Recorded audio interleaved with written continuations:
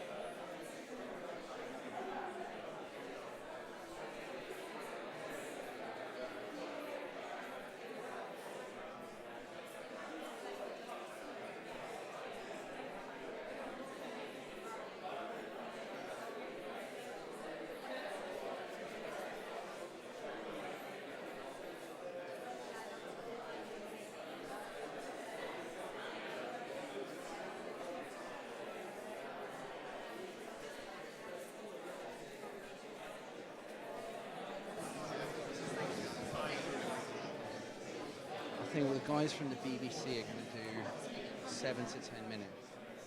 Ready? Hi everyone. Sorry for starting late. My pledge to be the Swiss timekeeper kind of went out.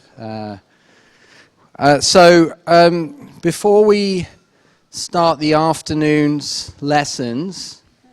We're going to have, just to recap, in the afternoon we got maths, which I guarantee you it's not going to be boring, knowing the people who are going to be taking that lesson.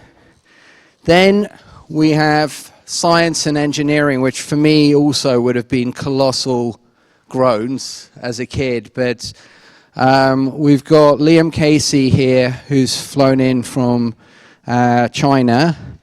Or actually, I think San Francisco, he's normally in China, but he'll get to that later.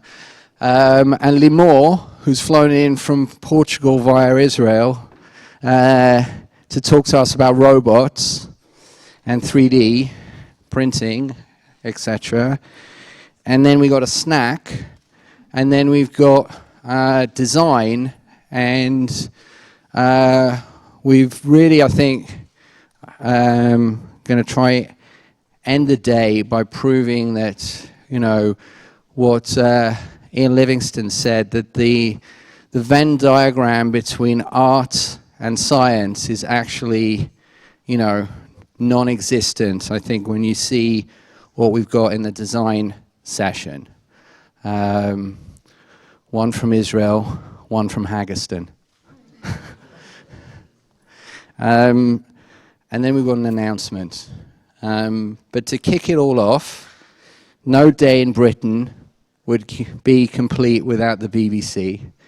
And the BBC, in the form of Jessica, is going to give us just, I think, a very few minutes just sort of explain why they think coding is important and why the BBC is going to make sure after we have a warm-up in 2014 with a sort of a grassroots, bottom-up year of code, the BBC is going to make this sort of an Olympic-level, mainstream, national addiction at the same level as Strictly Come Ballroom.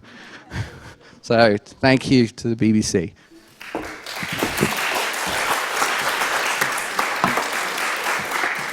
Thanks all, and thanks for a brilliant morning so far. And the intersecting Venn diagram between science and art is absolutely what we've always been about, and we're still about, and we're going to be about in the future. And let me tell you a story. We're here in the Strand, which is remarkably resonant, actually, for the BBC.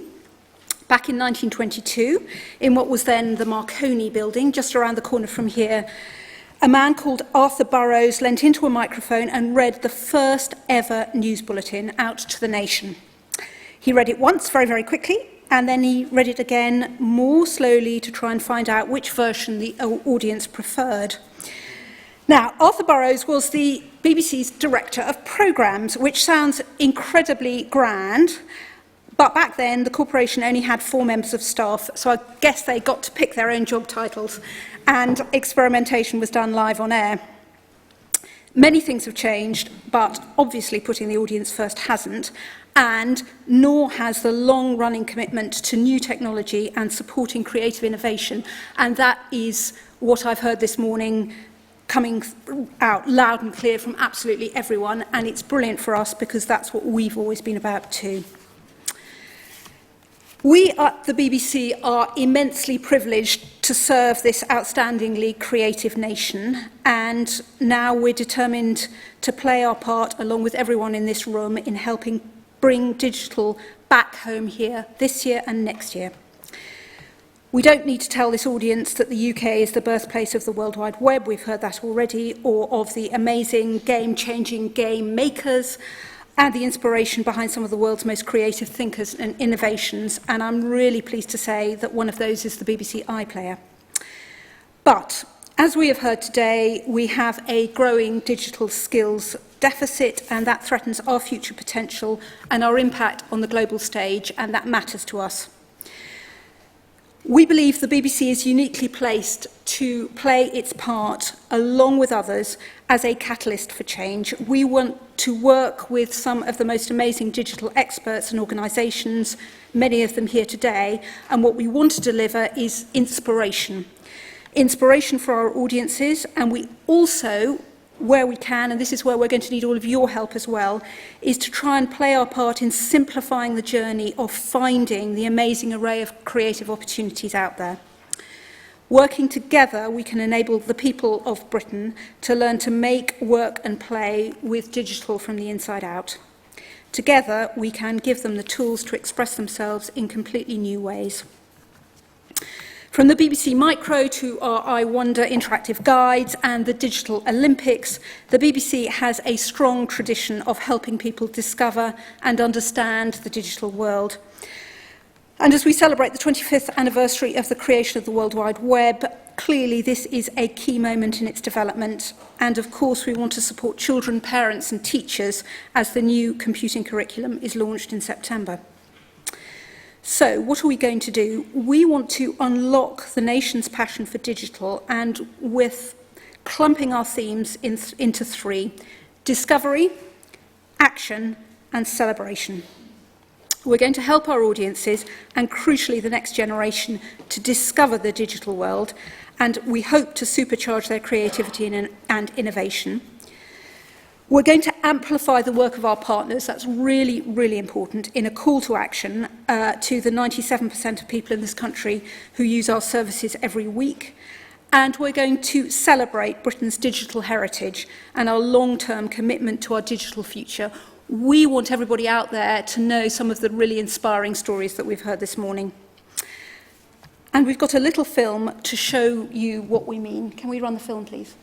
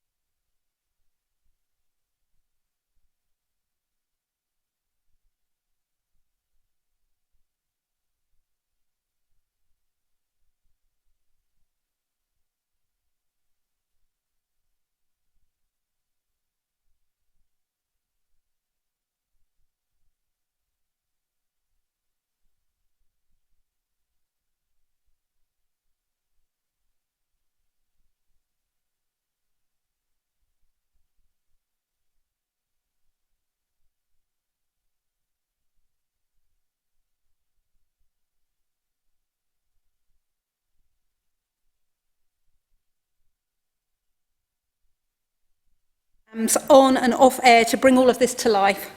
We're starting in September this year to coincide with the launch of the new curriculum, but we will continue and our main focus will be in our big moment in 2015. So, please come on the journey with us. In the 1980s, when I was a schoolgirl, I went to computer games fairs and sold games that had been created in an attic in Hull by my teenage brother and his friend. It was unbelievably exciting then to be part of something that was, in those days, completely new, and it felt like anyone with a great idea could do absolutely anything. And in the room this morning, it felt like that again, and we really want to play our part in that. I feel immensely privileged to be asked to lead the BBC's work here several decades later, and I truly believe we're going to do some great work together, and we're going to make a difference. So our plans are evolving, so watch this space. Thank you, everyone.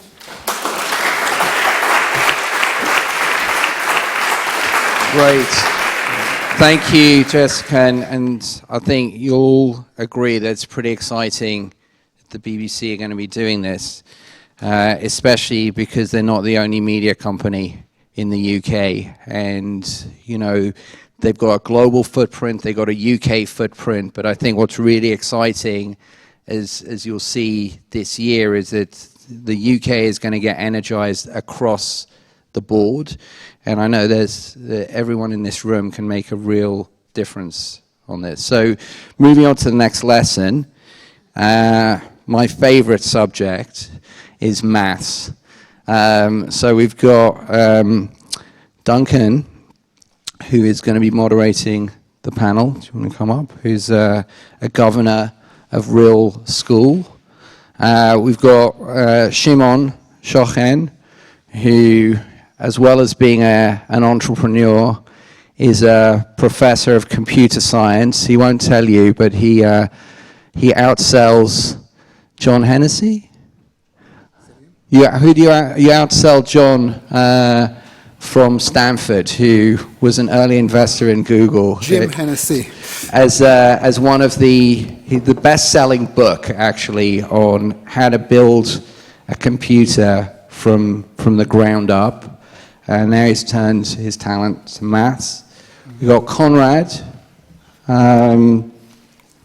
Wolfram, who is one of the, foremost thinkers, not just on how math is being taught, but just generally in terms of computer science. And we've got Coutu, who, in addition to being a serial entrepreneur, has been super involved in education at Cambridge, both through the university and more generally, she's the founder of Founders for Schools, which is an amazing organization that takes entrepreneurs into schools to inspire kids. And there's a maths lesson that I'm definitely going to pay attention to. So over to you guys. Right, hello everyone. Welcome to the afternoon session. My name's Duncan Parrish. I'm a maths tutor at Rhyl Primary, which is one of the primary schools featured in the conference today, but I'm also a software entrepreneur. We're going to be talking about maths, how do we make maths fun and relevant, and really we can describe that as how do we make maths as popular with school children as it seems to be with policymakers. To discuss that, we've got three really outstanding panelists. I'm genuinely excited to be sharing the stage with them. Coutu will be giving us some perspective from the world of business and tech, and from the field of educational technology, we've got two men really leading the charge in terms of practically changing how our children learn maths in schools. So first of all, we're going to hear from Shimon, then from Conrad, and finally from Sherry. Can you switch off to the PC? So first I'd like to say that I'm enjoying myself tremendously in the conference. I came here all the way from Israel, and I'm very glad that I did that, and I want to thank and applaud Sol Klein for taking the trouble to organize such an event. I also want to thank Sol for setting a dress code standard that makes everyone feel very comfortable. And you know, your mom is not here anymore, so I feel free to say this. So an aha moment occurs when a child understands something deep, and a wow moment occurs when the child realizes that what he or she learned is directly relevant to something from their own sort of personal life, or something that they learned in a different class and perhaps in a later age. And 18 months ago, I teamed up with several mathematicians and computer scientists, and we started up a company called Slate Science, whose mission is to generate hundreds of aha and wow moments designed to empower early age math education. We operate out from a kibbutz near Tel Aviv, and as you see, we have a company dog and even an official company cake. And basically, we've built a high-speed production facility for aha and wow moments, which we wrap up in very small and modular instructional units that we call episodes. And I'd like to show you some of these episodes. So we'll start with something from the domain of geometry. So let me switch off to our website. And this is, I think it's a year 2 episode. So I'm expanding this particular curriculum. And actually, it's a year 3. So let me expand this one. And here it is. So I'm loading it up. Full screen. And so every one of these episodes is either a mini game or a set of constructive tasks which are designed to explain a single self-contained idea, concept, or skill in mathematics. So here the goal is to create 2 triangles. I can do it this way or that way. So I pick one of these possibilities, report done, and I move on to the next task. So the tasks evolve and become increasingly more complex, and also the tasks are highly adaptive to the progress of the child. So if the child seems to be exceptional, the problems also begin to be much more exciting. So there's a series of questions like this that deal with identifying and manipulating polygons. If you're not sure about what the meaning of these words are, you can click on it and see some examples. And you just go on and play with this game, and once again, it becomes increasingly more complex. So going back to my presentation, we expect teachers to go beyond these episodes, and we provide elaborate teacher guides that accompany each of these episodes. And for example, in this particular game, we encourage the teachers to explore the following question. How many cut lines can you make in a rectangle from a single vertex? And the answer is 1. Well, what about a pentagon? In a pentagon, the answer is 2. And in a hexagon, the answer seems to be 3. So there seems to be a pattern here, and if I can give you a polygon with numerous vertices and ask you the same question. And an equally interesting question is, how many cut lines can you not make? Well, I cannot make a cut line to myself, and I cannot make a cut line to my 2 neighbors. So the answer to this question, and we encourage teachers to sort of build it gradually, is a law of nature that says that in any given polygon, if the polygon is convex, the number of cuts that you can make is the number of vertices minus 3. This is a fundamental law in topology, and the children discover it based on their own experience. And another interesting question is, what happens when you cut all the possible cut lines? Well, you end up with a set of triangles. And when you put these triangles together, you once again go back to polygons. So triangles are the atomic shapes from which all polygons are made. Now, children are engulfed with all sorts of 3D images in movies and computer games, and if you explore and zoom in on one of these images using the right software, you will realize that everything here is made of triangles. Okay, and this is something which is directly relevant to what you just did in this episode. Moving along, let's take a look at an algebraic episode. So we have this contraption here, and I'm going back to our website, and I'm trying to see where it is. I think it was a year 2 episode. Yeah, here we go. So what we have here is a certain machine with a robotic arm that holds this ball made of glass, and I have to land the ball in this target here, which is at 7. So the ball starts arbitrarily at 1, and I have to land at 7. So I guess I can take, and I can use these springs here. So I can put this string here and check what happens if I let go. Oy vey. But it didn't work too well. So let's see. I guess I can, how should I solve this? I'm not sure myself. Yeah, actually, okay, I can put 5 here, and then I can put 1 there, okay? And hallelujah, okay? And move on. And it becomes increasingly more interesting. You know, I can put a 10 here, and I can shoot it kind of backwards, so I'll get something. Oops. I'm not too good in these things, so hold on. I can do that. That's embarrassing. Okay, wait. Yeah, okay, hold on.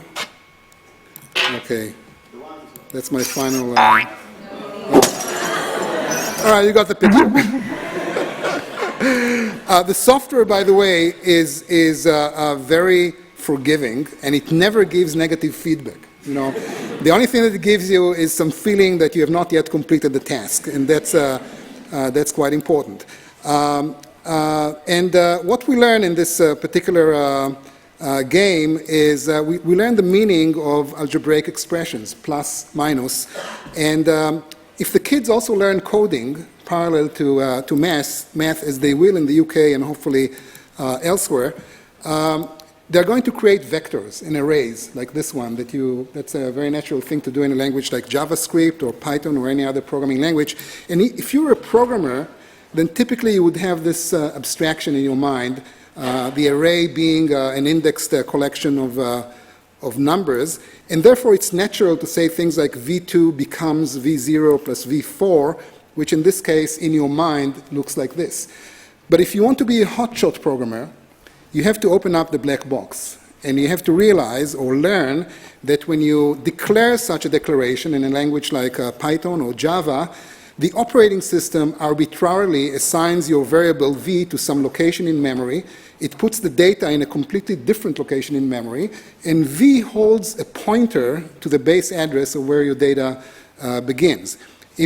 Once you get this understanding, your program begins to make sense, because a command like this can be readily translated now by the compiler to this command, taking the base address into account, and then you can generate from it machine-level code that finally gives you the illusion of the abstraction that you saw before. Now, everything that we do here is directly relevant to this episode, because we started with a base address and we dealt with some offset going forward and backward, and it's exactly the same thing. So there are numerous analogies that can be created from early age math to early age coding, and there's a glorious way to connect these two subjects. Moving along, the last episode that I will show you, for obviously lack of time, is from the reception level, and this episode deals with comparisons. So we want to teach 5- and 6-year-old the notion of greater than and less than. More bees, more flowers, or an equal amount. Okay, and at this age we also use voiceover because the kids can't read very legibly. So we can count the bees, we can count the flowers, but the software and the teacher should encourage you to land the bees on the flowers and create what is known in math mapping, which is one of the most important and fundamental ideas in mathematics. And you can teach the notion of mappings to 4-year-old, and if you do it, in this particular example, you get an equal number of objects in both sets. If you will try to do it with this particular example, you will realize that one bee remains unmapped, and therefore you can conclude that there are more bees than flowers. This notion of mapping even predates counting. You know, it's the most fundamental notion in set theory, and set theory is the most fundamental topic in mathematics. So it's kind of, I think, important, in my opinion, to teach this stuff early on in the program, so that when this child that learned this episode will reach college level, if he or she will study mathematics, they will discover, for example, that there are several different flavors of infinity. For example, there's an infinite number of points on a line, and there's also an infinite number of fractions. But it turns out that there are more real numbers than fractions. And I can prove it using a mapping. I can show you that I can take every fraction and map it on a real number, but after I complete this mapping, there will still be many real numbers that are not reachable by this particular mapping and by any other mapping. And this is a proof that you have more real numbers than fractions. And once again, it's directly related to something that you may have learned in kindergarten. So we think that it's very important to seed in the child's mind ideas that will germinate and blossom along the way. You know, this is called spiral learning, which is a fundamental virtue in pedagogy. And to begin to wrap up, we think that math education should be constructive, engaging, if not addictive. It has to be wowish. It has to be relevant to one's worlds, and it has to be taught by teachers. And in that respect, we are very different than the Khan Academy. We don't want to replace teachers. We want to empower teachers. We want the math teacher, to feel a hero in his or her classroom, because we give them these math laboratories that can be used to extend your reach to the children. I'll skip many things in my presentation, and basically we are now busy developing numerous such episodes.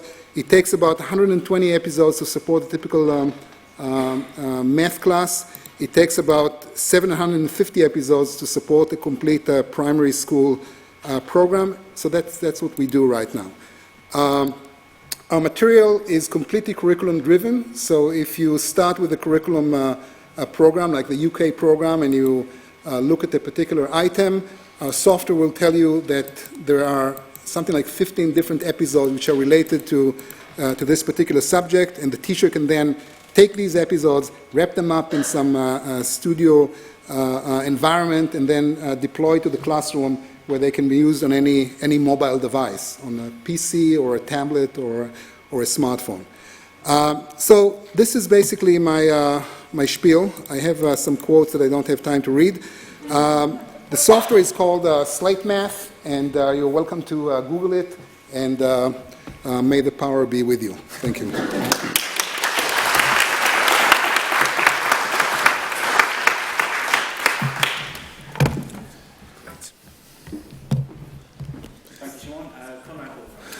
Thank you very much. Okay. Good idea. See, I didn't do any problem solving like that. That was the problem. I should have done that.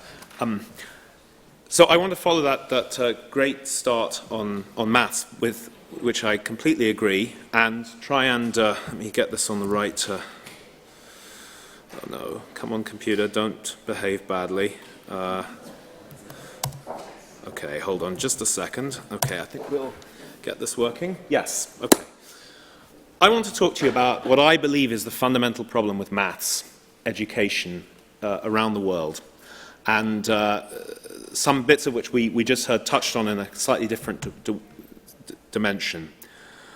My talk's entitled Stop Teaching Calculating and Start Learning Maths.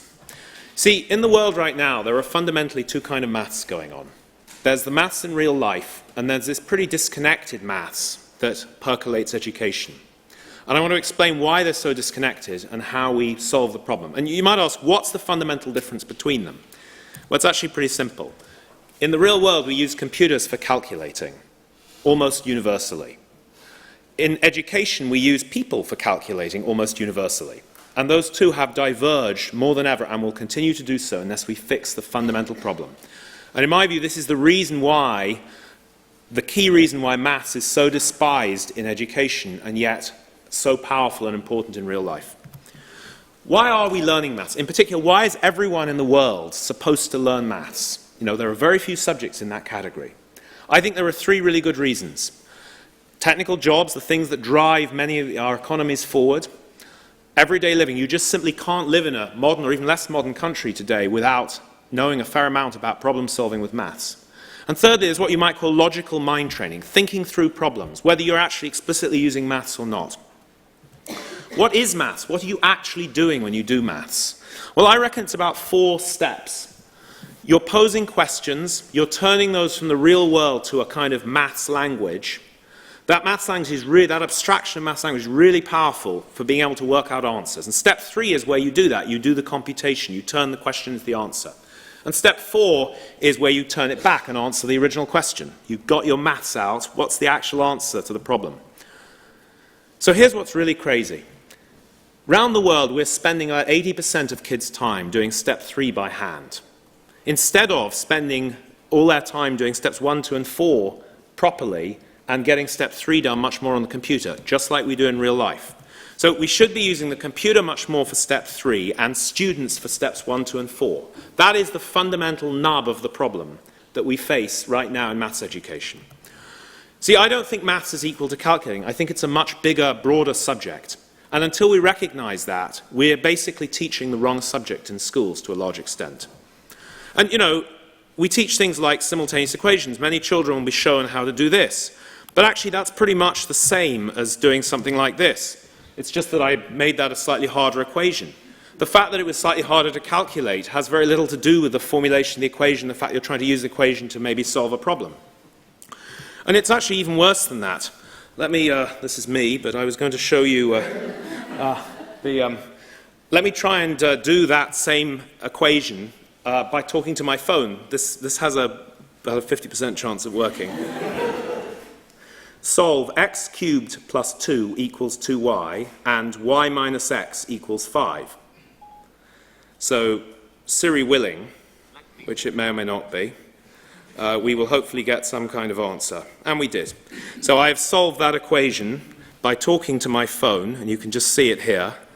That was Siri calling up Wolfram Alpha, and I talked to my phone, and there we got the answer.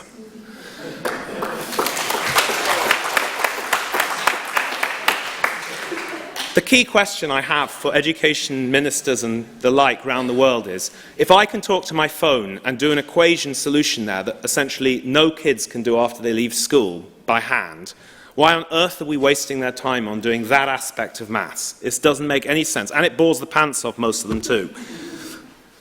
So just to be clear what I'm arguing for a subject called computer-based maths. So there are 2 ways in which computers affect education in maths, in my view, which are fundamentally different, although related.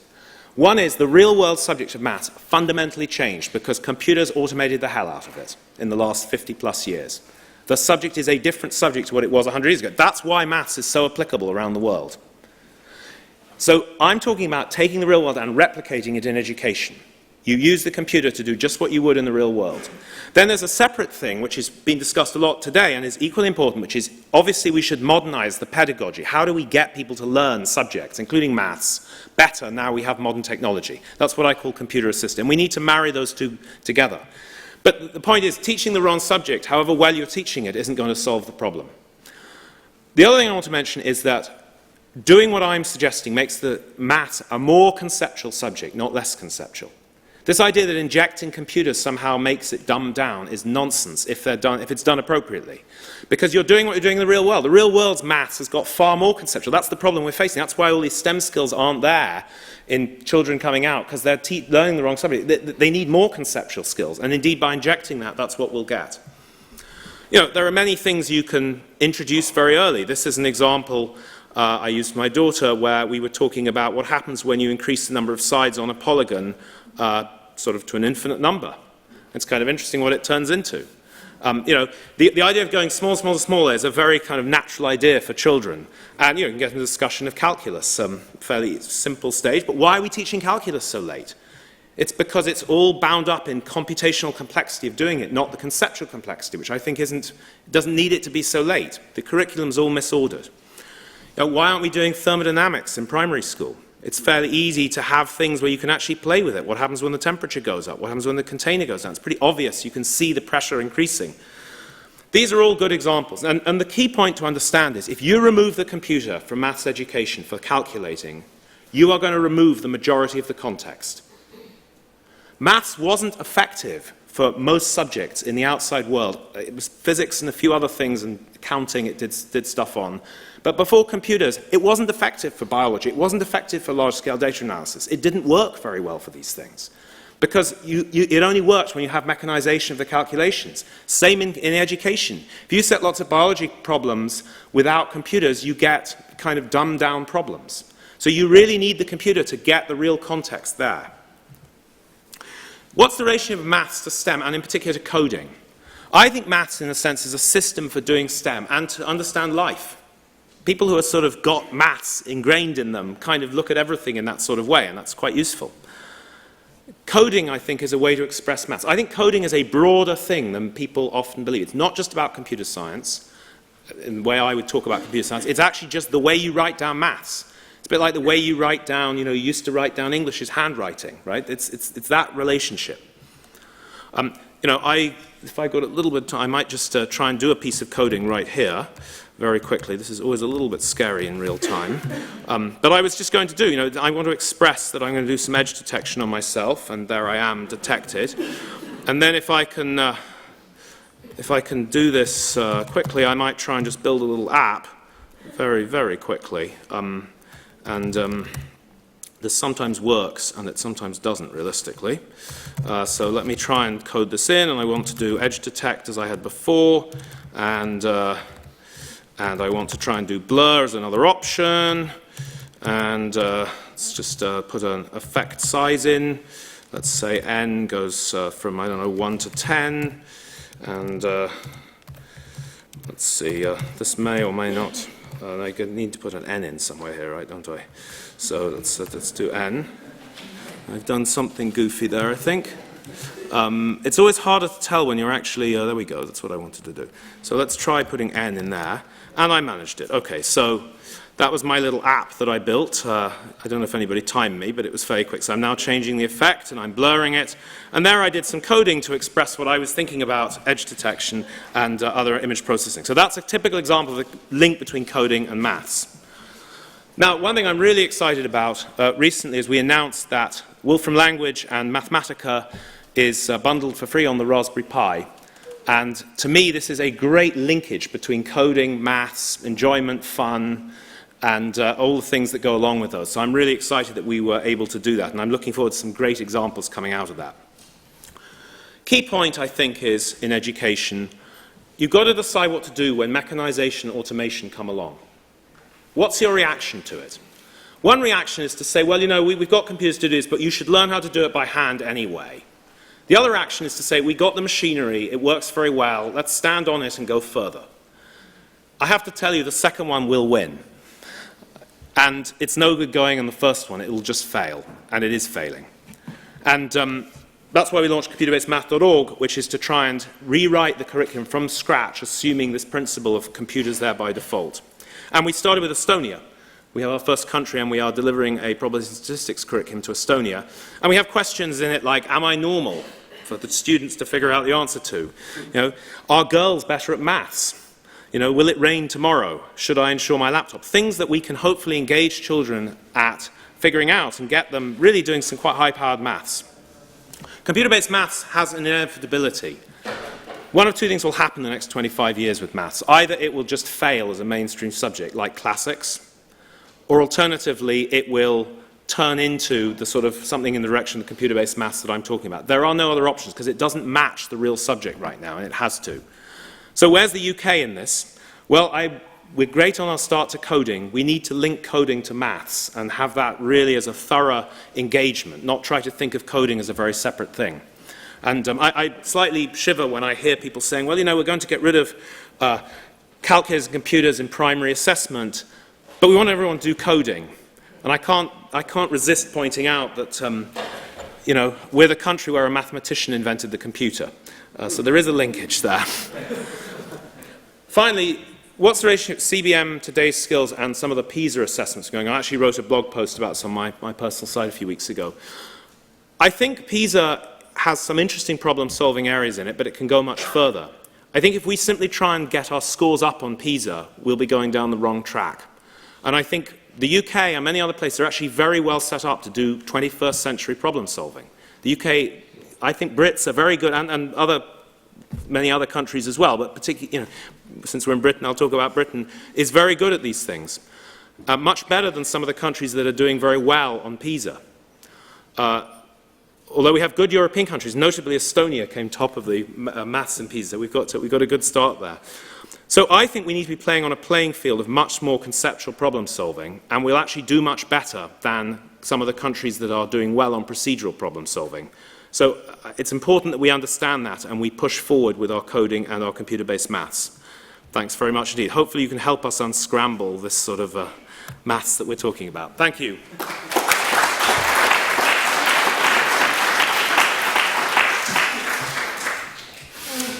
Do you know if you're on Wi-Fi? I'm on Wi-Fi. There is a web browser for you. In case you didn't catch that, if you ask Siri an equation, it will be Conrad's work that will solve it It for will you. go off to Wolfram, hopefully, Apple willing. Okay, right, so I don't have a really whizzy, fantastic computer-generated anything for you. I just thought I'd come and talk for a little while. And I think of myself as an amateur maths practitioner. So not a theoretician. I've always loved maths as a kid when I was in school. One of the things that I wanted to talk about, two things. One is Raspberry Pi. I think I've got two hats on here. One is Raspberry Pi and what we're doing with maths, particularly with Conrad. And also how we're trying to bring maths alive into the classroom. The other thing I wanted to talk about is Founders for Schools, which is why I've borrowed Conrad's computer to try to show you a little video that captures part of what we're trying to do there, because I think we give magic powers to teachers in the classrooms, which allow them to understand what it is, why maths is important and why it helps. So I wanted to start up with something that struck me enormously a couple of years ago when I went to the States. I'm Canadian, by the way, but just so you know. You know, we're sensitive about these things. But I was in the States, and I was doing a tour. I had a bunch of British students who were mathematicians and data scientists, and we were visiting all of the data scientists at Twitter and LinkedIn and Google. Thank you. There was throngs of the tech companies around them, and I didn't realize, because it's more pronounced there, that there are 70 job offers for every mathematics graduate in Silicon Valley on the West Coast. 70.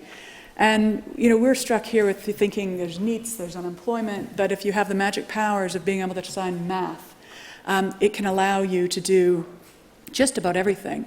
And it sort of highlights the points that were made earlier about you know, what you can do with this and the mismatch between what skills kids have coming out of schools and what are required by the tech companies and the companies that are generating the growth in the economy. And I was also struck recently by a friend of mine who had been doing some work at the Kaufman Foundation, and they've come up with the statistic that 100% of net new jobs created, again in the United States, sorry for the US example, were created by companies that are less than 5 years old. And we've got the statistic here in the UK. You can tell I like numbers and math because I'm going to throw a few more at you. In the UK, 8% of our economy is just by tech companies, but 25% of the growth in our GDP comes from these companies. So it really does fuel our economy. So anything that we can do, either from a policy point of view or from a practitioner point of view or from a games development point of view or from a VC point of view, anything that we can do that can help provide real life examples into classrooms and can help teachers illustrate why it's really actually sexy to understand math is great. So one of the things that I'm involved in is Raspberry Pi, and we were inspired by what the Khan Academy were doing. We were inspired not only because we didn't see it as taking away from teachers, we particularly liked the dashboard that allowed the teachers to see how fast people had, the students had understood the lessons, so that they could match the students who really got it with the students who were a little bit slower and maybe they concentrated in the middle class. It gave them insights that they were completely unaware of in the old world. And I love the way that technology can give these powers to teachers for the first time. I also love the way when you talk to some of the students, some of them say, I didn't really understand that triangle trapezoid thing the first time, so I rewound it. I paused it and I rewound it. And they did it 30 times. And then they finally got it. hurrah. What teacher would have the patience or the time in our current system to explain something 30 times to someone?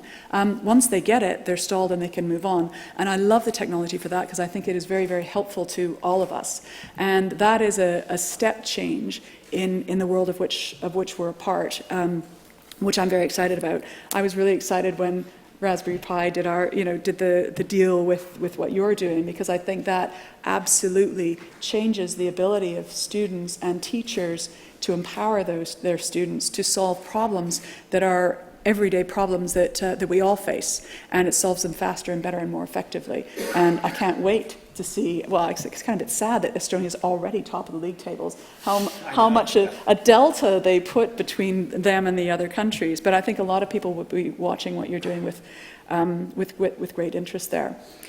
So I'm going to try to get the Founders for Schools thing up, and I'll show you a little video. But before, I wanted to build on something Chloe from the BBC film was talking about earlier. She was talking about real-life examples and what they do. Sometimes when you're in school, you think, God, would I want to be a mathematician? Those are actuaries, or what do those people do? I don't think I want to do that. That sounds really, really, really boring, and I totally don't want to be an accountant. But every day for the last 25 years, I have worked with people who are very skilled mathematicians, and they have done amazing, wondrous things.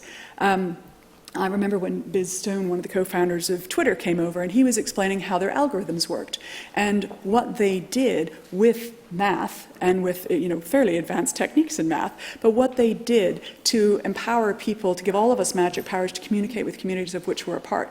That wouldn't be possible unless they had conquered some engineering parts as well, but unless they had conquered that and had brought people together to do that. I look at Facebook. We had Mike, one of their co-founders, Schweitzer, come over here, and he said, I graduated from university, and then within a week, my code was being used by 500 million people. Is that not cool?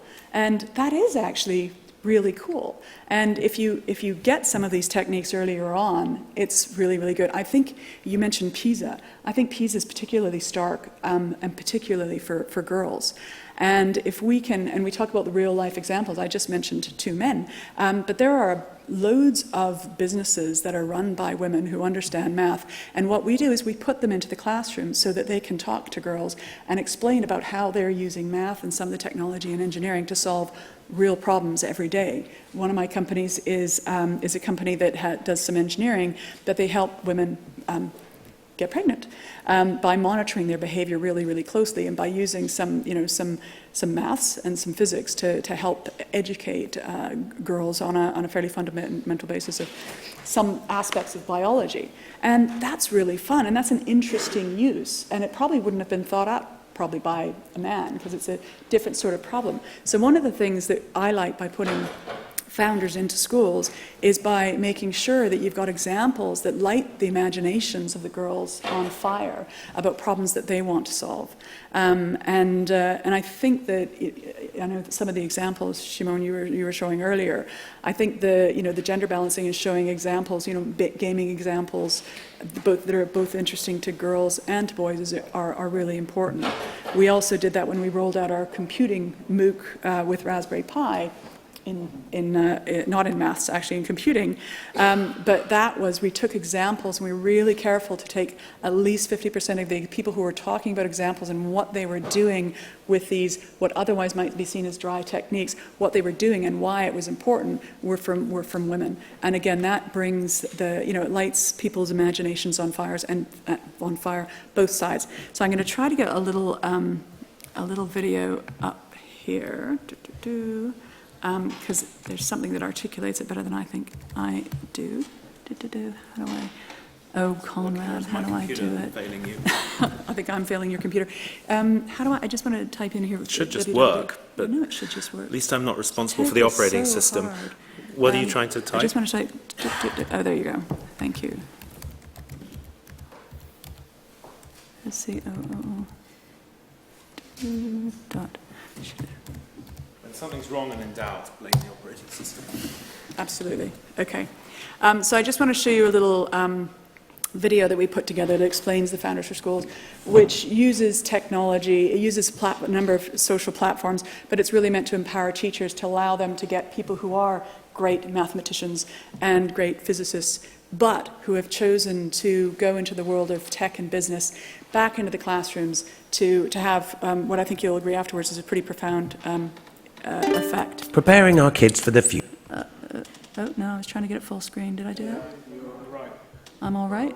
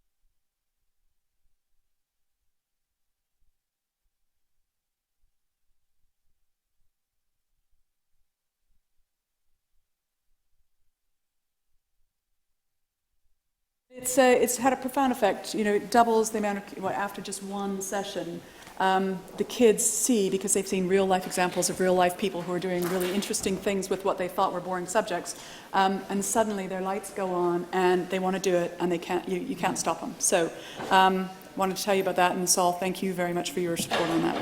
It's brilliant. But there's a lot to do, and we're going to come back up. Thanks.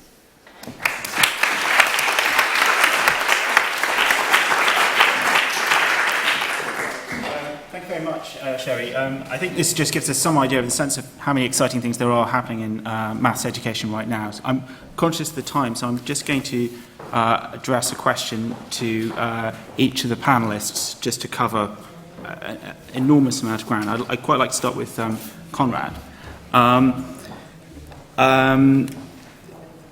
The technology that we've just been discussing hasn't really arrived in the classroom just yet. You're just setting up in Estonia now. I know Shimon is literally just rolling out his first proper wave of slate maths. I'm not sure I agree with the technologies in there. I think the technology of the computing and the machinery to run all these things, and of course also with Raspberry Pi, is absolutely there. I think the content, in a sense, and the process by which we use the technology to empower the students hasn't been there, and we are building that, and in the different ways we are. I mean, one other point to make here: we are in a somewhat, I think, unique era, in the sense that in the past, the gap between the machinery you had in real life, in any walk of life, and what was potentially available in the classroom was pretty wide. With modern computers, it really isn't, right? I mean, you can really run all the software that you pretty much run in your real job. So there's actually virtually no excuse whatsoever. And most people in countries like the UK have access to a normal computer or certainly a tablet or something pretty powerful. And if not, they have access to Raspberry Pis, and they can use those in different ways also. So you've got the computing power. The machinery is very much there in many countries and increasingly across the world. So there really is sort of no excuse not to take the real world into the classroom in that sense. So in terms of transforming education with technology, maths is really the subject that's going to change first. And that's why we should probably pay attention to maths particularly. Well, I think it's important to separate this computer-based versus computer-assisted. So there are many things you can do in all subjects to improve the process of learning, which is what I call the computer-assisted. And I'm not sure maths has been first for that. I think people have been trying to do computer-assisted maths. You know, can you get a computer to replace the teacher to show somebody how to solve a quadratic equation? Which is just nuts. It's just completely the wrong way round. Use the computer to solve the quadratic equation and get the teacher helping the students to understand when they'd use it, how they'd set up the problem, how they'd interpret the result. So that's the kind why they would care in the first place. So I think that's the kind of mistake that's been made. And I think that is the computer-based element is somewhat unique to maths in the sense that, you know, history has evolved in several senses, but it hasn't fundamentally changed because of computers in a way that maths has, that the subject changed, and that's why the subject's so important now in the real world. Sorry. It's just to mix it up a bit, because, you know, I was told that the first rule of entrepreneurship is to break the rules. So you're on moderating the panel, but you're actually a maths teacher. Yes. So what's the biggest problem you have teaching maths? Well, I'm a maths tutor, so I'm coming at it from a slightly different angle. In fact, I'm going to be the first person starting next week to teach maths in a classroom at my primary school with iPads. So that's going to be an interesting experiment. So I think I'm going to slightly sidestep the question and say I think the most effective thing that you can do, and this is what I wanted to ask Shimon about, the most effective thing you can do is bring a sense of wonder into the classroom, and it's difficult to do that with 30 kids, and it's difficult to bring that sense of wonder into maths, and I think that's what the lack of that sense of wonder is what makes it's one of the things that makes maths seem boring. And so it's difficult to do that, and I think it becomes easier with technology. Technology becomes a useful tool. So I wanted to ask Shimon, you used this great word, wowish. Is that really what was driving you at the beginning of setting up the project? Is that what you want to bring? Yeah, absolutely. We think that, you know, I guess all of us are biased, and well, you know, I'm a computer scientist, and I'm like many computer scientists. I'm a frustrated mathematician. You know, just like I guess reporters are frustrated authors, and authors are frustrated poets, and so on.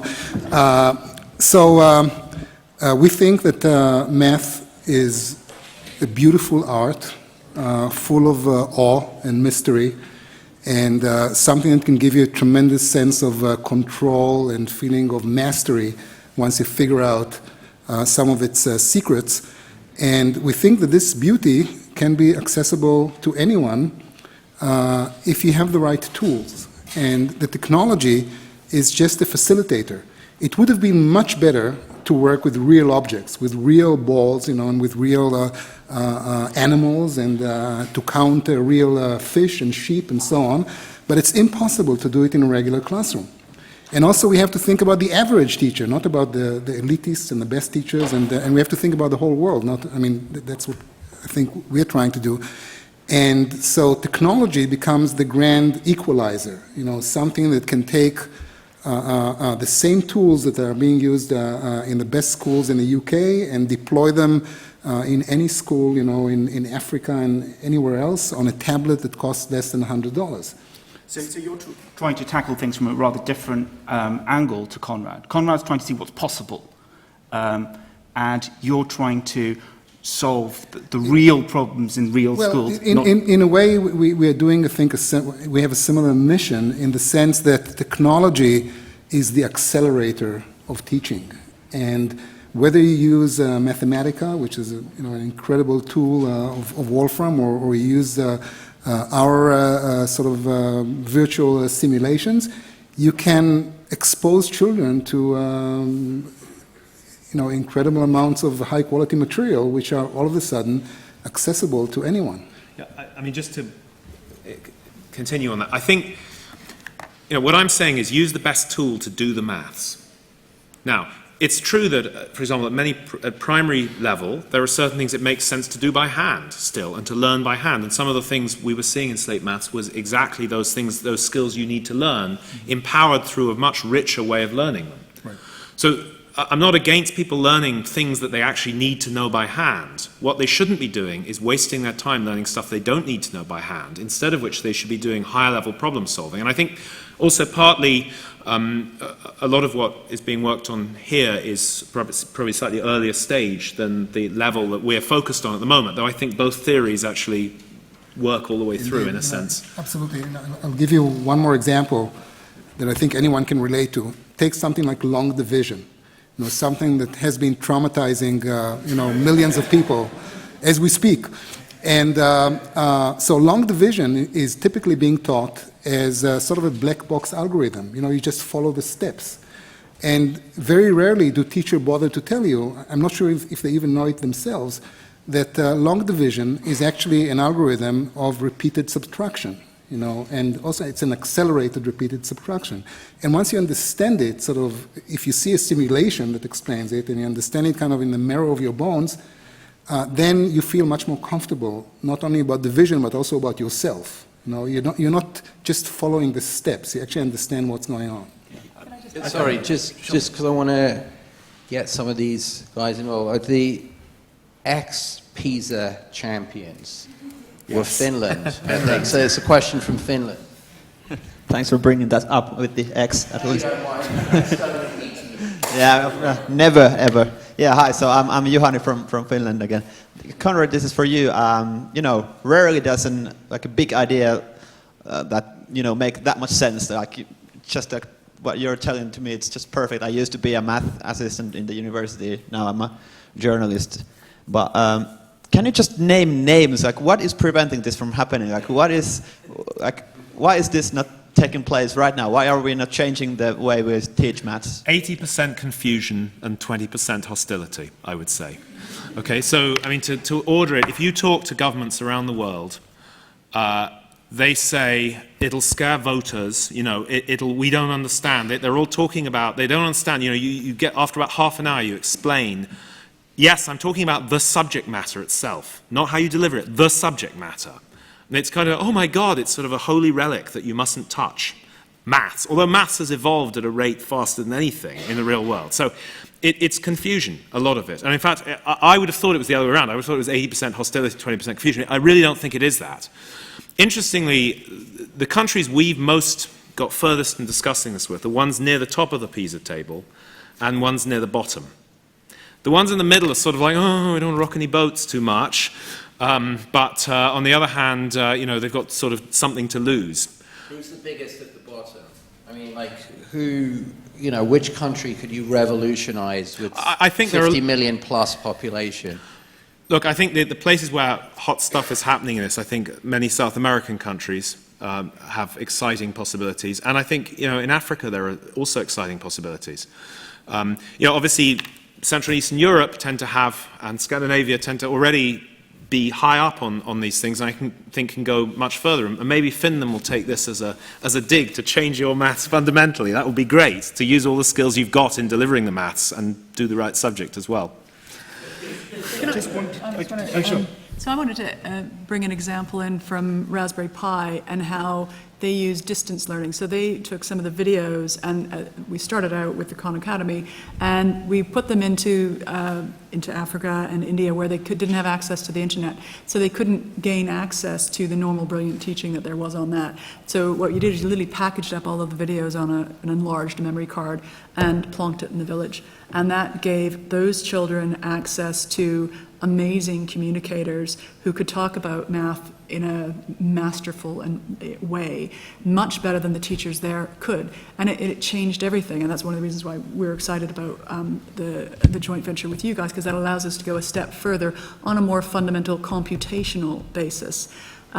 It gives you the ability to reach out in ways that are unimaginable, and if you look at some of the skill sets is only if you've truly mastered it that you can explain it really, really well. Some of the things that I think the technologies allow us to do is get the world's best communicators into the minds and in front of the kids, and maybe they want to pause them 20 times, but then the teacher can concentrate on bringing those people up in the classroom, and it does change the game enormously, and it will be very disruptive. It will be amazing to see how it levels in the next 10, 15 years because of this. And of course, the real way to know whether you understand a piece of maths is to write the code to represent it. Right, that's the best way. And to work a few examples as well. Yeah, sure. So when we say we need math skills for business, are we really talking about conventional math skills, or we're talking about coding, entrepreneurship, analysis, problem solving? Should we be trying to really broaden what maths is, or certainly what maths is considered to be? I absolutely agree. Yes, I mean, it helps us solve a plethora of problems, and having too narrow a definition will... Maths must not be taught for... I mean, maths on maths mustn't be taught for maths' own sake. If people see the beauty of it, that's great, fantastic. Just like I quite liked ancient Greek. But I wasn't... If you insisted the world's population learnt ancient Greek because it was good for them, that would be a disaster. Right, so that's what we're doing with maths right now, and it doesn't make any sense. So the maths that we need society and individuals to have is problem solving. It's a system of problem solving, and it needs to be related to things they're actually going to solve problems around in their lives and in their jobs. And people would be more interested in going to double problem solving than double maths. That's your... I think so. I mean, I think, just final point is, I think the abstraction is the wrong way round. So what we do in maths right now is we tell people, here's a piece of abstract maths, and if you're reasonably good at it as I was, then you quite like it because you beat other people, you do better at it than you do at French or whatever. The problem is the abstraction is the wrong way. Abstraction is a fantastic tool for solving problems. That's what we use for coding, it's what we use in pieces of maths. What we need to start with is the problem. What are we actually trying to solve? Then at some point you get to this thing, hey, we've seen this kind of problem before because we've abstracted it out to this form. We know how to handle that. The abstraction is then a great tool and is an empowerment tool rather than something to scare people off. Brilliant. So, listen, I think everyone will agree with me that, at least for me, where literally maths was my worst subject at school by a considerable distance, and my dad, who was good at maths, always used to say, let's go back to first principles, and I still couldn't abide it. But I mean, I think the future of maths, like we've seen something really, really interesting here, and good luck next week. But I think one thing which was a persistent theme, not just in this session, but we've heard throughout the day, is actually we should probably call every subject by a different name. To have people have a chance of really enjoying it. And I think the next subject, so first of all, thank you to all of you guys. Really inspiring.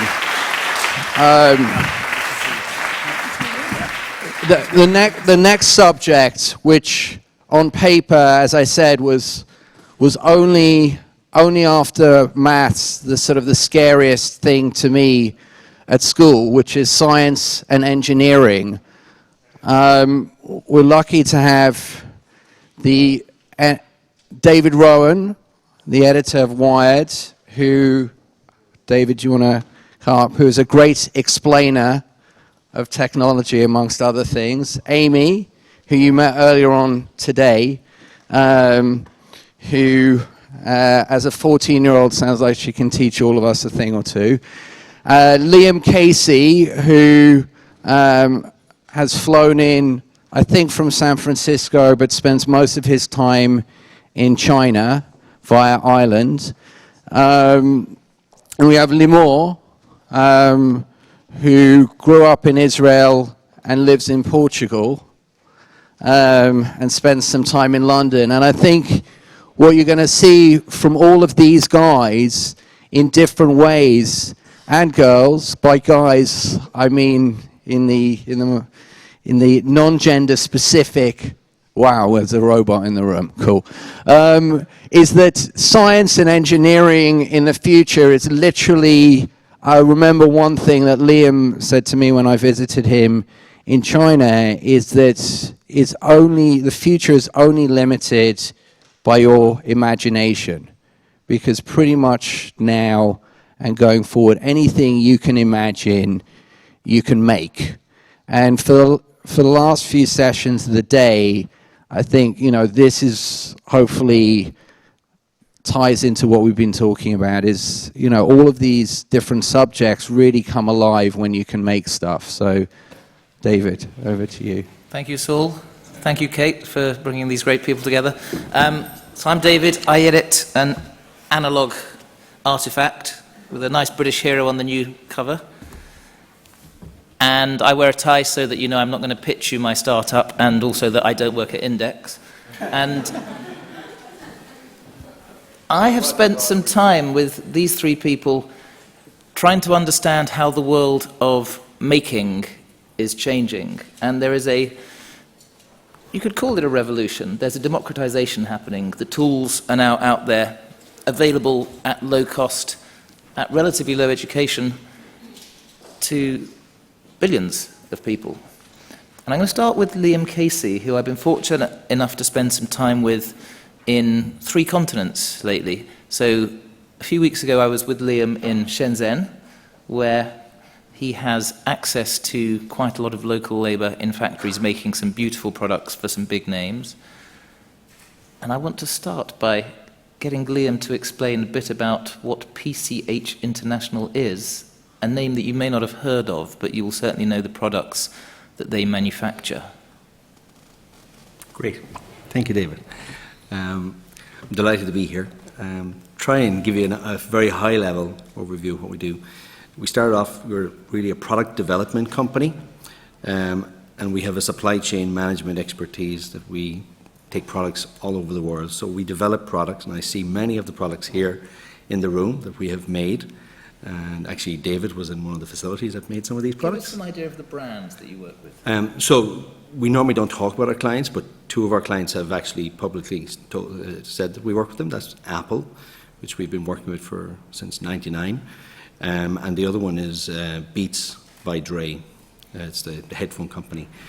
So we work with companies similar to those, where they actually come up with a concept for a product. They give it to us, and we actually come up with the development process and how to make it. We manufacture, and then we actually package. So we really care about the out-of-box experience, and how when you get a box, when you get a product, you take it out of the box, it has to have a wow factor. And we control all that detail to make sure that experience is amazing. And then we actually do the fulfillment as well. So it was amazing. Last week we started an accelerator business a couple of years ago, and there's a company here in London called Blaze, started by a lady, Emily. And Emily was out with me in Shenzhen, and we started shipping her product last week. And I was sitting with her in San Francisco, actually, and we were looking online at the first shipment being delivered. And the first shipment actually was delivered to somebody in southern Taiwan. And it was amazing. She was sitting there. It's a 5-person startup here in London. We've actually manufactured, we've packaged, and we've shipped the product to her consumers, her Kickstarter clients all around the world. And I think that's what's possible today. In the past, that was not possible. And we're so excited about the, engaging with the maker community, and and the people who have ideas about making great and beautiful products. That's what we do. I was listening to the last panel, and I heard the word confusion there. And actually, in my world, the reason I started the business was because I found that in a lot of the sourcing and the manufacturing process, that confusion was a competitive advantage for a lot of the companies that were surrounding China and a lot of the manufacturing. And I knew that if I could take out that confusion and make it transparent and make it simple, that there was a huge upside. And Liam, I think 18 years ago you took your one-way flight to Hong Kong. You were in the fashion business before that. How many people are you employing now, both directly and indirectly? So directly we have about 4,000 people. Indirectly it's close to, I think it's currently about 40,000. 40,000 people, mostly in the Chinese factories? Yes, mostly in China, yes. And you've been to the factory, so you've seen the factories, you've seen... I'd have to kill you if I told you. You'd have to kill me, yes. And let me just clarify, you don't have a Chinese work visa, do you? No. Do you have Chinese language? No, I speak broken English and I get away with it. Do you have a home in China? No, I still live in hotels. So you are the connection point between the incubator, the hardware incubator in San Francisco. I think your business is registered in Ireland. Ireland is still our head office. Some people say I left Ireland on a business trip 18 years ago and I'm still on it. So, and yet most of your employees are in the Shenzhen China. area. Yeah, we have offices the majority of the people are in Shenzhen. We have in our head office, it's 300 people in Shenzhen, our operations head office. And then we have about another 200 people working directly in the factories as well. So I have an idea for a hardware product. Maybe I go to Indiegogo or Kickstarter and show that there's some design, but it's going to cost me quite a lot of money to make 5,000. What can you do for me at that stage? So what we do is we have the relationships with the factories. We have the engineering staff, our own engineering staff on staff. We also have access to phenomenal talent in the factories, some amazing engineers, and some really, speed is often one of the things which we're really good at, and because in our world, time is often the number one currency in getting a product to market fast. So you need to have the velocity and the access to the volume, the people to be able to do that. So what we will take, when you introduced us to Emily from Blaze, that was a 5-person startup, and it still is 5 people. So if you don't know Emily, is Emily here? No.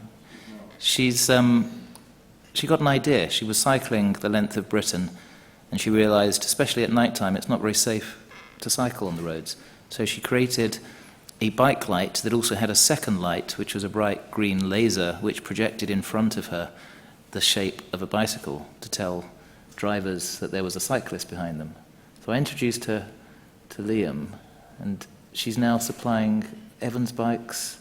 Yep, but she's also selling online, and she's, we've shipped, her Kickstarter shipments went out last week. I think we only engaged with her probably about 7-8 months ago. And that's a product that's, the out-of-box experience is fantastic. She presented that actually at our demo day in San Francisco last week, and the reaction from both investors but also from the media was just phenomenal.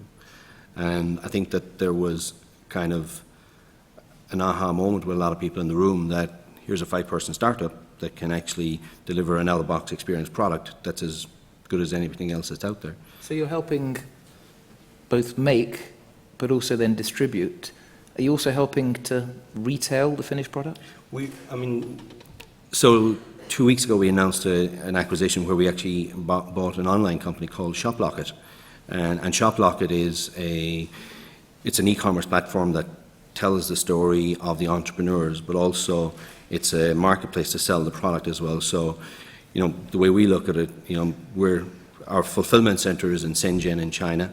We have a very strict rule, which is we're 3 hours from the factories, and we're 3 days away from 90% of the consumers that buy these products.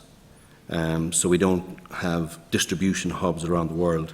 So if we engage with a retailer, a bricks and mortar retailer, we tell them that it ships directly from Shenzhen to your stores. It's not going through DCs. And usually we get a lot of resistance in the start, but we're very strong on the argument. And what we say is that, we will open a second hub when Elon Musk manages to colonize Mars. But until then, we're quite happy with the one hub we have. And I'm not allowed to talk about the sorts of products you're making with some of these companies. But Chinese factories have a reputation for not producing the highest quality. Is that outdated? Well, you saw it yourself. I can quote you on your comment. What you said to me, I brought you to one factory and you said you've been in 2 great rooms. I said I'd been in 2 amazing rooms in the last year. One of them was the factory in Los Angeles where Elon Musk puts together spaceships. And the other one was this factory because of the detailing. But there's a change happening, isn't there, in Chinese manufacturing? It's not just the cheap low end now. Yeah, no, we saw it in 2003. I had to make a big decision in 2003. Did I stay in China? Did I believe that there was an opportunity for us to participate in what was happening in the world of supply chain? And did I think that China played a role? And did I think that we had an opportunity there? Or did I just want to stay trading and trade for a couple of years.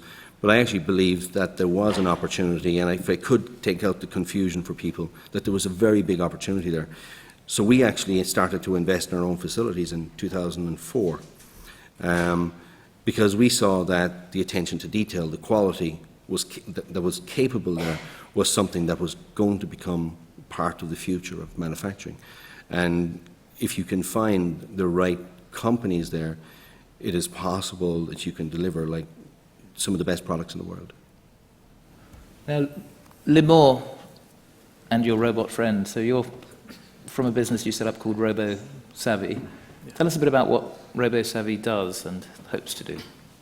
So I set up RobboSavvy back in 2004.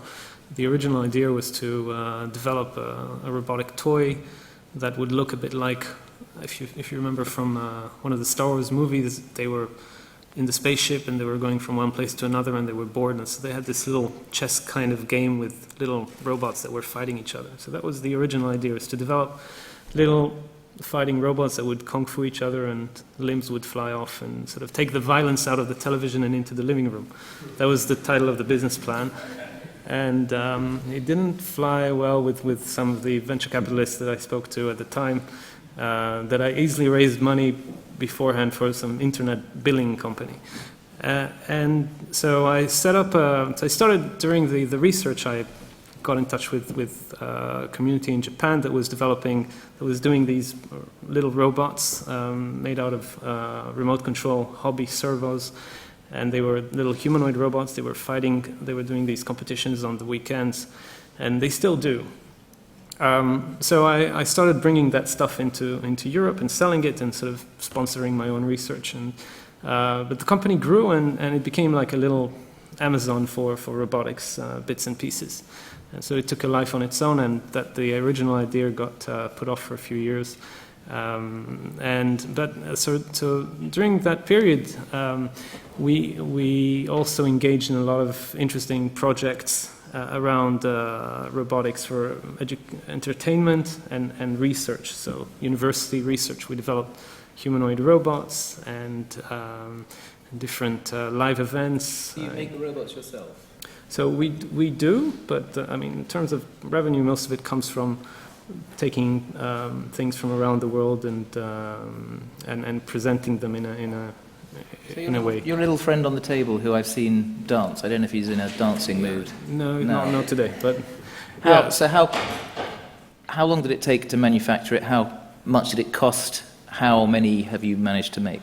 Right. So this guy here was an experiment in 3D printing a humanoid robot. So every part here was 3D printed. So it was designed as an experiment to show that it is possible to kind of 3D print a very complicated robot.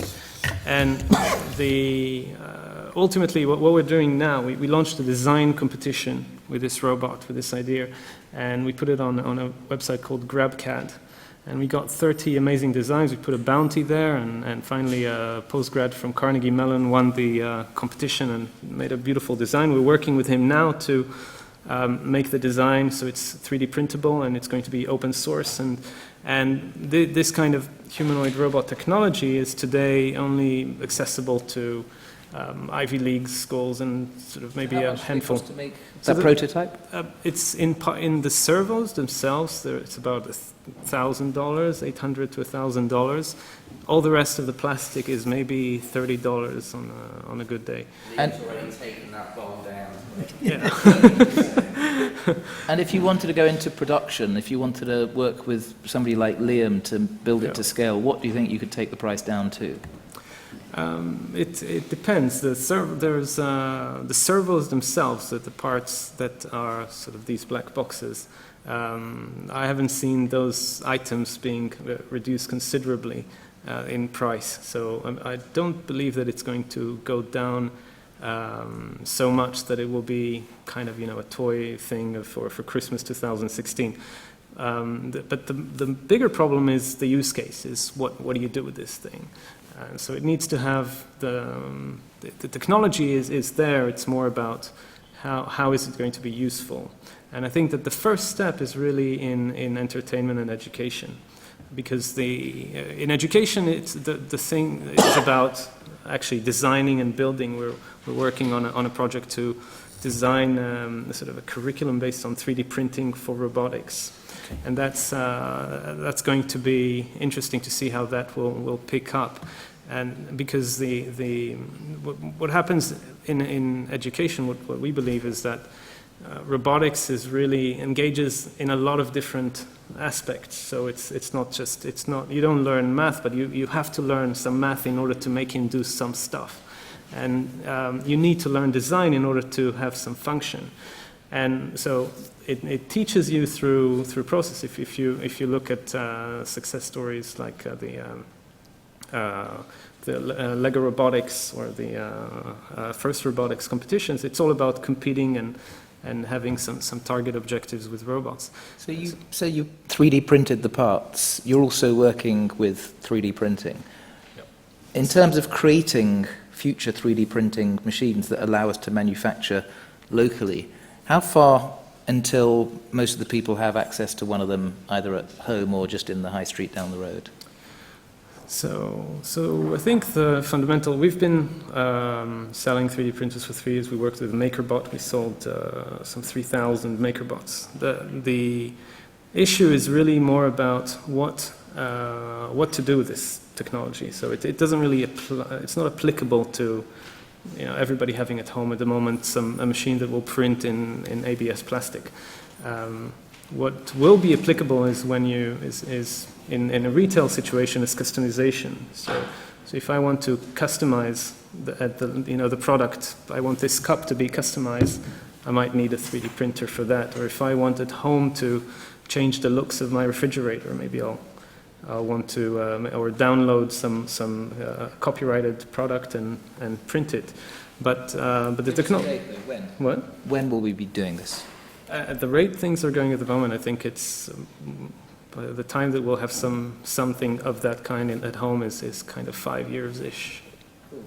Now, Amy Mather, you're learning how to code the outside world. You're 14, you're still learning, I think, through Code Academy and onwards. Do we need to learn how to code robots like that? Yeah, I think it's kind of important that we don't just focus on coding, that we also focus on making as a whole. And I think computer-aided design is a great way to go about that. And I think robots can be quite engaging because people are like, "Oh, robots, they're so cool, they're so fantastic," kind of thing. And it's a great way to kind of engage people. Like robots, everyone's always seen the future as being robots, whether that's a good thing or a bad thing, kind of. If they're going to take over the world or if they're kind of cute and friendly. Where do you stand? I think they could be quite cute and friendly. With an ethics committee? Yeah. And explain how you learnt to code and how old were you when you started and where you've got to now. I started a couple of years ago learning how to code. So I think it's important. I've got into coding after having attended a science festival in my local area, Manchester, the Manchester Science Festival, and they put on loads of little workshops, and one of those workshops was run by the Manchester Girl Geeks, and I think it was on Morse code. And anyway, I really enjoyed the workshop, and I continued attending their workshops because they ran them more regularly than just at the science festival. And one of those was an introduction to JavaScript using Code Academy. And Code Academy I found was a great tool for kind of teaching myself how to learn how to make things do the things that I want them to do. And when they brought out the Python course, I think around about the same time as the Raspberry Pi was coming out. So I was like, I really wanted to learn how to use Python so I could use this little computer to do what I wanted it to do. And I continued learning Python, and it's just something that's really engaged me. And I think it's really fun. And what's the coolest application so far of the code that you've learned? What have you done with it?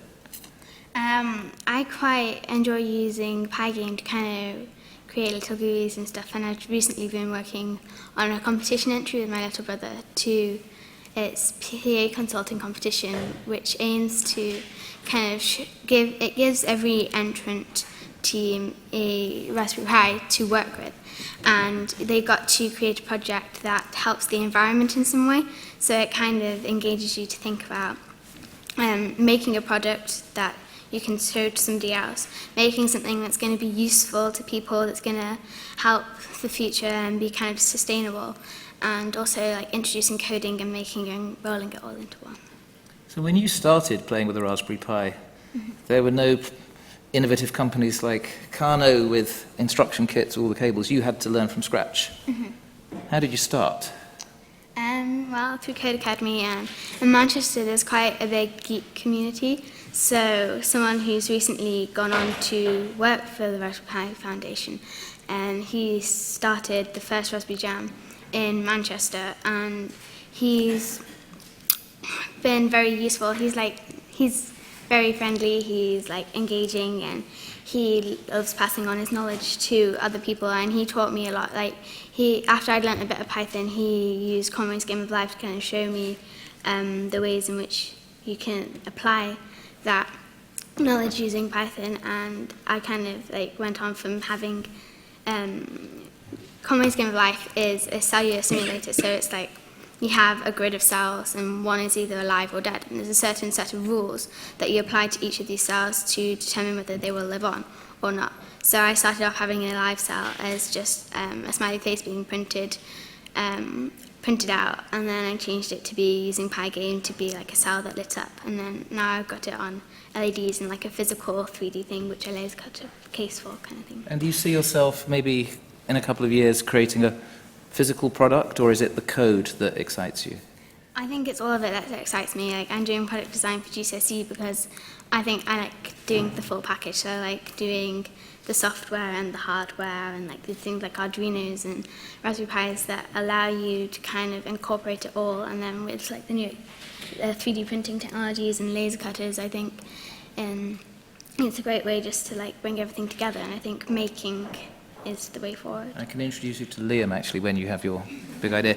So I want to make this a conversation and bring everybody in the audience in, and there'll be a prize of a magazine that's not yet on newsstands for the best question.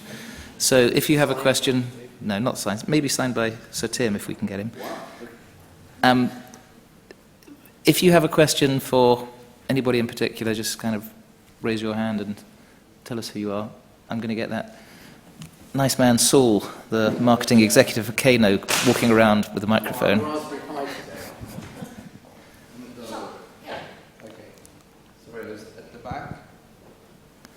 Just tell us briefly who you are and...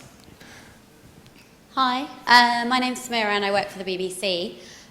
Question for Liam, I suppose, or all of you, any of you. I felt like there was an era where hardware boomed and then we moved to software, and now we're kind of blending the two together again. Can you talk a little bit about the processes or the practices or measures the Chinese factories are taking to modify the supply chain kind of in demand with how quickly product design and iteration is moving? Yeah, I think a lot of the change happened, we were talking about this last week, a lot of the change happened around 2008 when there was a downturn. Because what happened is, especially we saw it in Silicon Valley where engineers were being let go from various big tech companies. They had experience in manufacturing, they knew the process, they went into their garages and they started to innovate. In China, where there was a downturn, rather than let the workers go, the factories actually started to break into smaller groups and to see how they could actually come up with new ideas as well. And I think that's what's happened is you've got a meeting of both processes, and the whole access to 3D printing, the whole app phenomena has been huge for hardware, and if you look at up until now, if we were sitting with entrepreneurs in Silicon Valley, they want to make accessories. And that whole accessory space has driven a huge amount of rapid development and how to make the products faster, and you'll prototype in the Western world, but you'll actually do your production in China. So that transition has become much more seamless. Now, we actually work with a lot of companies in that space. It's interesting, though, because, and I've been asked a question recently, what's the difference between entrepreneurship in China versus Silicon Valley? And it was one thing that stood out to us is that in Silicon Valley, we found that everybody wanted to make accessories. In China, everyone wanted to make phones, and the guys making phones wanted to make cars, the guys making cars wanted to make rockets. And we kind of asked the question, what's the difference and why is it? And the fact we actually think is that there is manufacturing on the ground in China and nobody's afraid to manufacture. That was one thing. The other thing we saw was that the way you have companies like Xiaomi in China, which is a cell phone company, it's an Android-based company. Can you just give a flavour of how many units they sold? Yeah. On the big sales day in China recently? The number, I mean, again, so Xiaomi is a Chinese company using the Android operating system. I was in their office the first day, they're on their second phone, and in Kickstarter, I think in the US, Pebble had just crossed $10 million in 45 days. And I was in their office in Xiaomi in China, and they actually, on their first launch of the phone, they did $10 million in 90 seconds, right? And it was the fact, and we looked at it and we saw this, the challenge in the Western world is that distribution is controlled by big box retailers. And in China, everything is online. All of the sales is completely online. Everyone sells. If you have an innovative product, you put it online, you sell it online. So the Western world is actually slower to catch up, right? And you can make a product and you can sell it so fast in China as opposed to in the Western world. And what's happening is that the Chinese guys are much more excited about making their own products now than they are about waiting for what the Western companies want to develop and make. So the processes that are different, I think China is so fast. And I said earlier that time in our business is often the number one currency. And it's how do you shorten the development time? How do you, put out a prototype, test it, and iterate and improve. And it's that whole rapid development. Prototyping has really improved. Again, we've just opened a new facility in Silicon Valley, in San Francisco, and with a huge focus on how to shorten the product development time. Do you think a place like London, a place like New York and Silicon Valley need to start building production facilities as well as incubation facilities? Will it get there in the future? Possibly. But, the way we look at it, we're 3 hours from a factory, we're 3 days away from 90% of the consumers that buy the products. I don't care where that factory is. Once I have a fulfillment center that's attached to that factory, okay? For us at the moment, the skill set we need is on the ground in China. That's what we know, that's where our experience is. And the Chinese market is now growing so fast. This company, Xiaomi, is a startup, started 3 years ago. The last round of funding, their market cap was $10 billion. Now, you think about it, they're using Android. There's no other, I'm saying to the startups we get in Silicon Valley, come on, let's make a phone. And they're afraid to make a phone. And it's because they don't have access to the retail distribution. And that's a key part of it. And I think that it's... No. You missed that one. No, missed that one. There's a microphone heading towards you. Hope I answered your question. Sorry. Hi there. Christoph Warwick from Open Cinema. The BBC's Peter Day has often described the manufacturing revolution, the 3D revolution, as a kind of new industrial revolution to replace the 20th century of John Ford mass production with mass personalization, mass customization. Open Cinema works in some of the poorest, most deprived communities of the UK where skills bases have been wiped out, and places like Stoke-on-Trent. Do you think that this revolution holds out the prospect of a golden age for local skills as opposed to mass, well-capitalized skills? If you understand the question. So people who used to work in ceramics, furniture production in a place like Stoke-on-Trent are now completely unemployed, but with new tools they can set up their own enterprises and industries again? Are the benefits going to trickle down? We think that... Or trickle up? Yeah. Or up, yeah. To give you an idea, on the automotive industry in China is growing at a very fast pace. But they don't have huge skill set around design and all this. And we've always been talking to some of the automotive companies there that they should be going to Detroit in the US, because that's where the centre of excellence and that's where the skill set is. Skill sets are so important. And the artisan is really important in how to make and how to design and understanding. And, I think that in Silicon Valley, that's what the gap was, because when you stop engaging the hands and minds, then there's a breakdown. So you've got to get people making. And I think that it's important to encourage that. It's interesting, actually, we had 11 teams in our companies in our first class of Highway 1, which is our accelerator business in San Francisco. And we had, I think, 8 from the US, 1 from Portugal, 1 from Ireland. I can't remember where the third one was from. But it was very interesting, because the weakest one at the start, believe it or not, on presentation and all that, was actually the Irish guys. And on demo day, they actually came out as being probably one of the better ones. And it was just by putting them into Silicon Valley, took away the barriers that they had been seeing from where it was getting access to funding, it was access to skills that they didn't have when they coming to, like the app development and stuff like that. But when we put them in there, we really enabled them. And it was very interesting, because it really brought down the barriers. And we have a term in the company in today's world of business: geography is history. You like that, David? I heard it every 17 minutes when I was in China with you.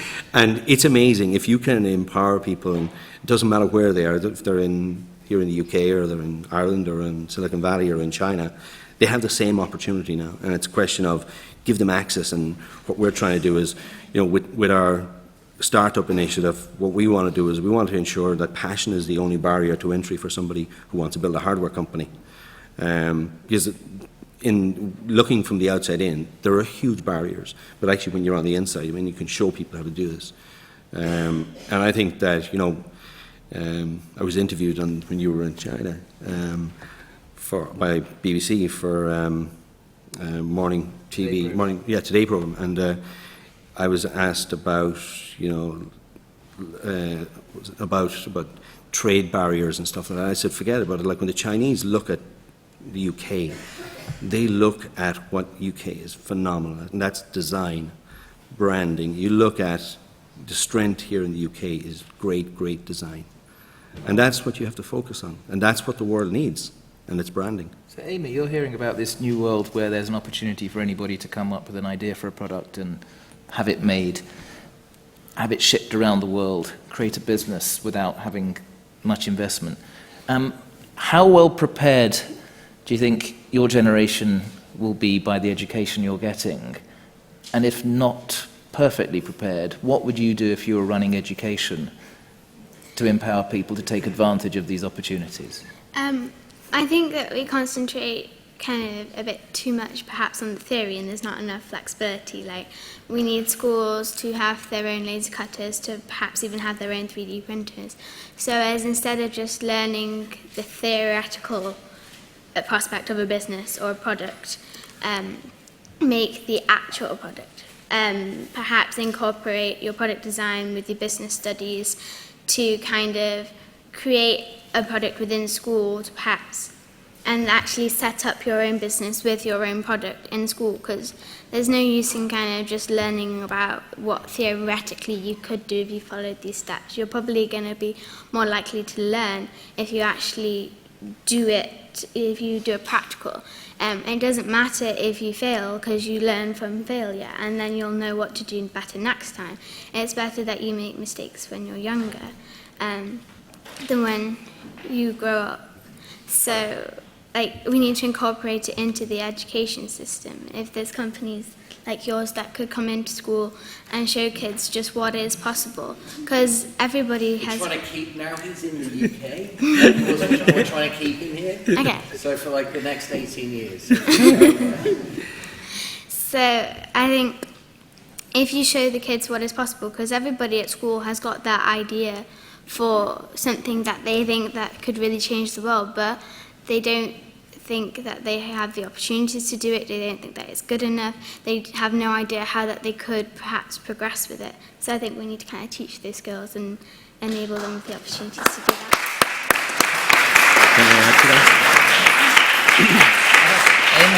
Amy, if you want to choose a political party, we could probably get your job as Education Secretary. Can I just add to that? So we set up the accelerator business about 3 years ago, and I now speak to a CEO of a startup probably every day. And last year our sales were somewhere close to $1 billion, moving about $10 billion of merchandise. So my senior management originally used to say, why the hell do you take these phone calls? And I tell them, I would actually pay McKinsey's millions of dollars for the feedback I get from these CEOs. It wouldn't be as passionate, it wouldn't be as accurate, and it wouldn't be as timely, okay? And what Amy says is this is so right. What we teach people in the school is so important. We have a graduate program where we bring graduates from, or an intern program where we bring interns from different universities. We bring interns from Stanford University, we have interns from the Shingen University, and it's interesting, the Shingen guys, just last year gone, on a Saturday decided to bring the rest of the interns for a trip to the school, to the university. And on the Sunday I got a call from one of the interns, hey, you need to come take a look at this. And I met the interns that evening, and they said, at Stanford we have one big CNC machine that's shared amongst the whole class. In Shingen, there's a CNC machine on every desk. So it's about giving the tools to the people like Amy here that actually will experiment with them. And it's not about failing. It's okay to fail. Because you'll come up with something better. We also have a saying that inexperience is our #1 innovator. So that's why I say to all of our senior guys, listen to the entrepreneurs, listen to the startups. And I'm listening here because this is where the innovation will come from in the future. We'll have another question. Yeah, just AI. Tell us briefly what you do, Eyal. The big question is, so as far as I understand, you have this ability to basically take a design, a blueprint, and then basically manufacture it to a mass production and ship it around the world. Now, could you get organized on a reverse, in other words, where she, like in 3 years from now, would create this weird thing? She would actually want to provide a customization app that people can color it, change it, deform it, distort it, express themselves. Will you be able then to provide kind of a mass personal customization service? In other words, instead of making one off as a million, make millions that each one is different.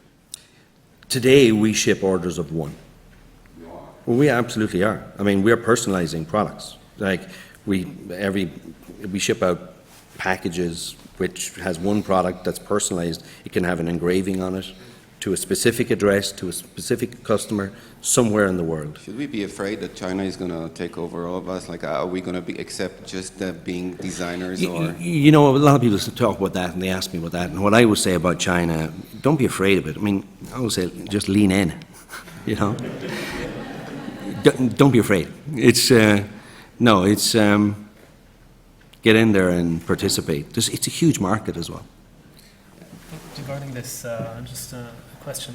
So what I read is that the labor cost is growing for skilled labor in factories, and so this is going to be a limited resource in the end of sort of low-cost skilled labor.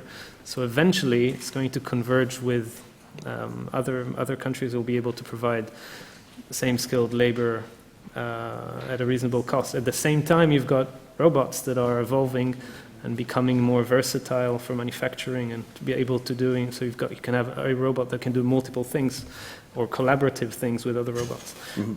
So these two things are kind of converging into a situation where maybe eventually manufacturing can get out of China. Oh, I mean, again, we decided in 2003 when we started to open our own facilities, if it was about cost, we weren't going to stay there.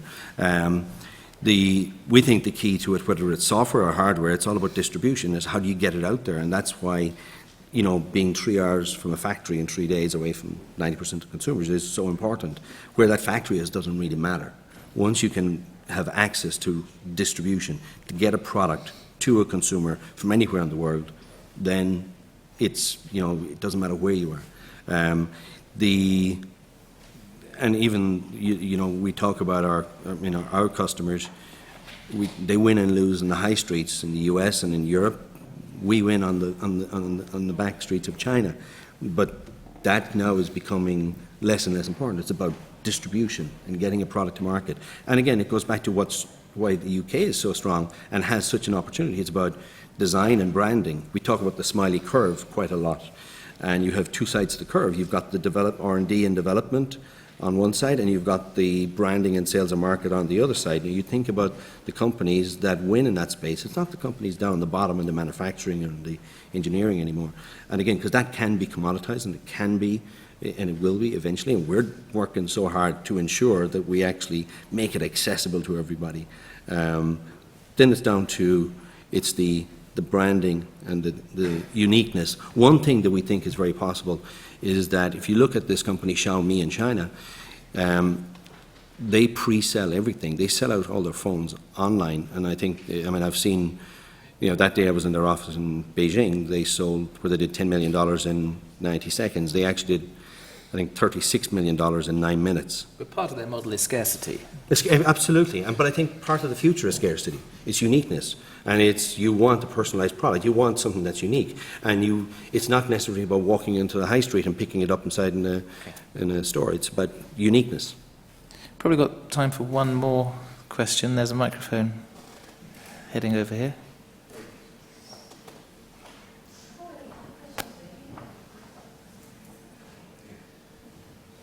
Hello. I'm just interested in terms of... Oh, yeah. My name is Joanna. I just wanted to ask in terms of fixing things and the aspect of we have this production of coming up with new products, but what about giving the skills to the consumers that are able to maintain products that are not just being discarded in way of thinking sustainably, and in terms of being able to replace and fix things with 3D printing or with fabrication, and how does that think? The fact that you could learn skills to fix your phone so you have a phone for life, or a laptop that can be upgraded. I'm just thinking what you think around this area. I think this will happen, even though the way I see it is that most people are not creative or want to get into the details of things. And so you will have specialists that will be using the tools to do the work. You will still need the consultants to help you to do this stuff, because you don't want to get into the details and understand how to do it. If it will be so easy as to, you take a picture of the broken glass and it sends you the blueprint, and then your 3D printer prints out and you glue it, that may happen. But we're pretty far from that. Yeah, again, the whole reuse, repair is a big area. A lot of our bigger customers are looking at how they actually can make products that are easy accessible, easy to repair, easy to replace, to upgrade. But again, the brands are all focused on how to sell more products.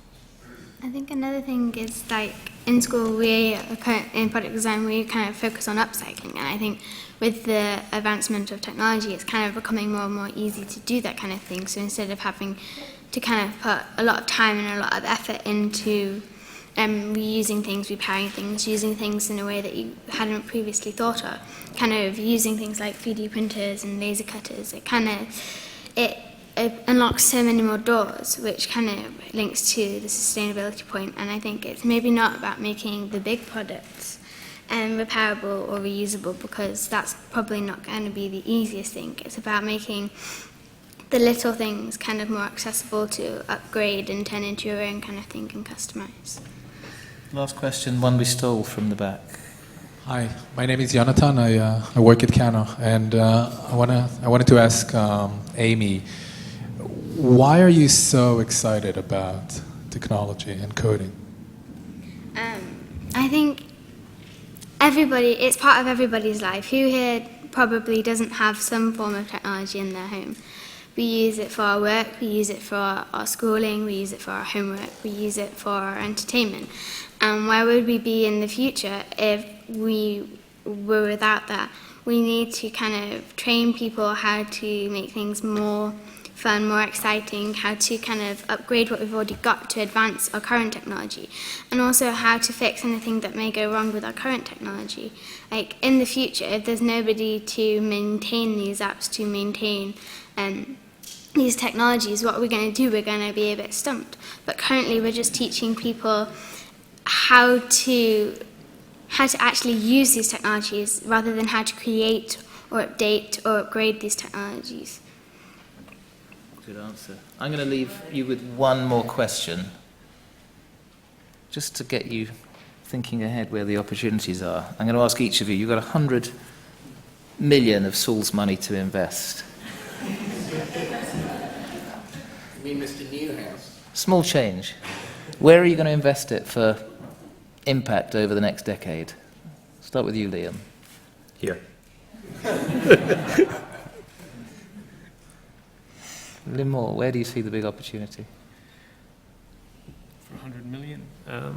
I think in robotics there's a lot of media attention, there's a lot of awareness. Everybody expects things to happen and they don't, because it doesn't proliferate like other technologies that are commoditized. So I think definitely there's an exponential growth potential that is untapped. Last word, Amy. I would invest it in hackerspaces and teaching, like bringing up your children in a world where you can learn how to create, where you can learn how to do what you want to do, and teaching the skills. So like at the moment, Coder Dojos and hackspaces, they're all kind of run by volunteers. They're run by passionate people and they don't really get the investment. So I think instead of just putting it into schools where it's going to be like a necessity, people are going to do it out of force rather than out of choice, you should be investing in where people who are currently already excited, you need to invest in places where people will be choosing to go. So I think, yeah, definitely in hack spaces and in like the 3D printers and the laser cutters, and making that accessible to everybody. So Amy wins my copy of Wired. Saul gets to choose who gets the other one. Can we thank our panel?